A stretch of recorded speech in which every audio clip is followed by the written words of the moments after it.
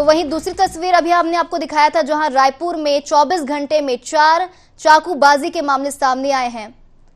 तो तमाम जानकारी के साथ हमारे संवाददाता महेश साहू जुड़ चुके हैं। महेश, राजधानी रायपुर में महज 24 घंटे के भीतर 4 जगहों पर चाकूबाजी की घटना सामने आई है। क्या अपडेट निकलकर सामने और क्या परिस्थितियां अभी? बिल्कुल, देखिए, राजधानी रायपुर में पिछले 24 घंटे में 4 चाकूबाजी की वारदातें जो है देखने को मिली है। इससे साफ जाहिर होता है कि राजधानी रायपुर में किस तरीके से कानून व्यवस्था चरमरा गई है। इससे देखना, जिस तरीके से राजधानी रायपुर में कहा जा रहा था जब कमिश्नरेट लागू होगा तो कहीं ना कहीं अपराधों में कमी आएगा। इससे कहीं ना कहीं अब अपराध में कमी नहीं बल्कि अपराध जो है लगातार राजधानी के अलग अलग क्षेत्रों पर बढ़ गई है।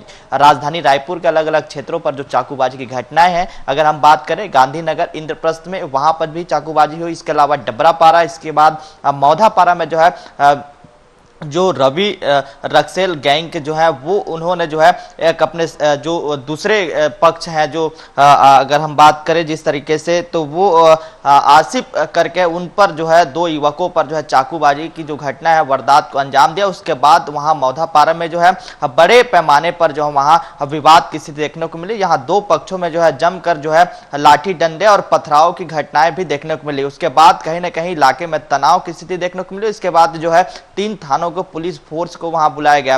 कहीं ना कहीं जिस तरीके से राजधानी रायपुर में से साफ जाहिर होता है कि लगातार जो अपराध का ग्राफ है वो बढ़ रहा है। शहर के अलग अलग क्षेत्रों को चाकूबाजी की घटनाएं हैं, चाकूबाज के जो हौसले हैं वो बुलंद होते जा रहे हैं और इसे रोकने में कहीं ना कहीं पूरी तरह से पुलिस जो है इसे रोकने में नाकाम नजर आ रही है। देखना होगा कि इस घटना के बाद क्या कुछ पुलिस जो है नए एक्शन लेते हैं। फिलहाल इस मामले पर जो है रायपुर पुलिस ने जो है 2 से 3 लोगों को हिरासत में लेकर कार्रवाई कर रही है। इस मामले पर एफआईआर दर्ज कर ली गई और ये पहला मामला नहीं, इसके पहले भी राजधानी रायपुर के मौधापारा थाने इलाके में इस तरीके से घटनाएं हो चुकी है और लगातार ये रक्सेल गैंग है वो अब फिर से जो है सक्रिय नजर आ रहे हैं। लेकिन राजधानी में एक और जो है पुलिस कमिश्नरेट का जो दावा है वो ये कहते हुए नजर आ रहे हैं कि राजधानी में जो है ट्रैफिक यातायात को दुरुस्त कर रहे हैं, लगातार जो है अपराधियों पर नकेल कस रहे हैं। लेकिन क्या ये जो अब जो विवाद है, गैंग है, उस पर कहीं ना कहीं नकेल कसने की खास तौर पर जरूरत है। इसके पहले हमने देखे हैं कि राजधानी रायपुर कोतवाली क्षेत्र में जो है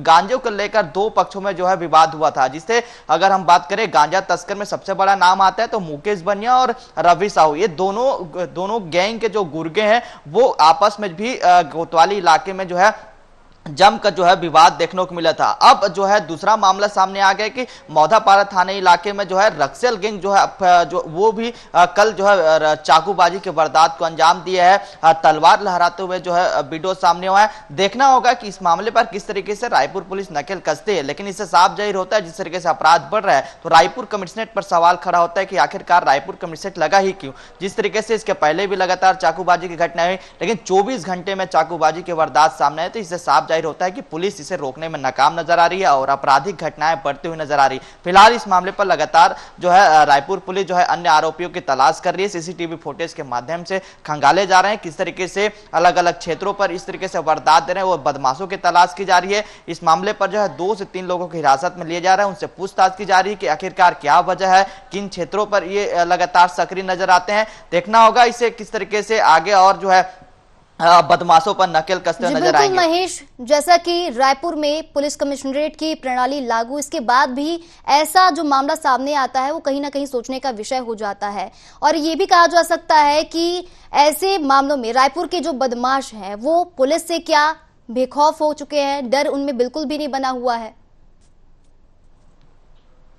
बिल्कुल सही कहा आपने। जिस तरीके से राजधानी रायपुर में जो है अपराध जो है बेखौफ हो चुके हैं और पुलिस का डर भय बिल्कुल भी नजर नहीं आ रहा है, क्योंकि जिस तरीके से लगातार पुलिस ने दावा किया था कि विजुअल पुलिसिंग के आधार पर हम लगातार जो है बदमाशों पर जो है सबक सिखाएंगे, बदमाशों पर नकेल कसे जाएंगे, अपराध पर नकेल कसे जाएंगे। लेकिन इससे साफ जाहिर होता है कि इससे कहीं ना कहीं और कमिश्नरेट लागू होने पर भी जो है लगातार जो है अपराध का ग्राफ बढ़ रहे हैं और इसे बदमाश जो है पुलिस को बेखौफ तरीके से चुनौती देते हुए नजर आ रहे हैं। क्योंकि पिछले 24 घंटे में 24 घंटे में 4 चाकूबाजी की घटना हुई, तो इससे साफ जाहिर होता है कि किस तरीके से पुलिस को चुनौती दे रहे हैं। जिस तरीके से अब जो है चाकूबाजी घटना के बाद जो गैंग है वो सक्रिय नजर आ रहे हैं। खास तौर पर अगर ये गैंग को खत्म नहीं करेंगे, गैंग के जो चैन है उसको अगर नहीं तोड़ पाएगी पुलिस, तो कहीं ना आगे के और भी विवाद स्थिति जो है गहराती हुई नजर आएगी। क्योंकि जिस तरीके से अगर हम बात करें पिछले 2 दिनों के भीतर में 2 गैंग जो है इस तरीके से आपस में जो है भिड़ते हुए नजर आए। जिस तरीके से आपने देखे होंगे गांजा